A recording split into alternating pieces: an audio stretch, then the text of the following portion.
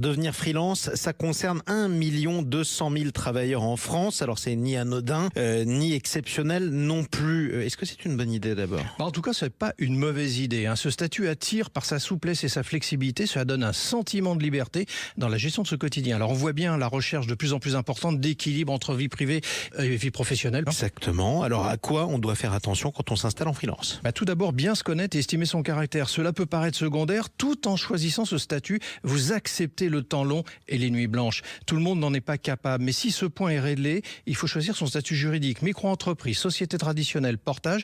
Il y a un statut disponible en fonction de vos objectifs et de vos envies. Avec une question centrale, Thomas, est-ce que je vais trouver des clients ? C'est le point central, effectivement.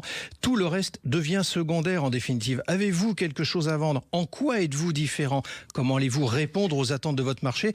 Et ce n'est pas tout de le vendre une fois, ce produit ou ce service. Il faudra créer la récurrence, sinon votre chiffre d'affaires ne décollera pas vraiment et c'est un échec au bout du chemin. Sauf que ces fameux clients, je fais comment pour les trouver, Thomas ? Vous savez, en commerce, on dit l'emplacement. Moi, je vais vous dire le réseau. Il faut le créer, l'alimenter, le gérer et l'entretenir. Ça prend du temps, beaucoup de temps. Et puis surtout un conseil quand même. Ce n'est pas quand on en a besoin qu'on s'occupe de son réseau. Ça ne marche jamais. Sinon, vous communiquez, vous donnez de la visibilité à ce que vous faites avec un site web, par exemple, une page LinkedIn. Ce qui est sûr, c'est qu'il faut bien réfléchir avant de se lancer, tête baissée.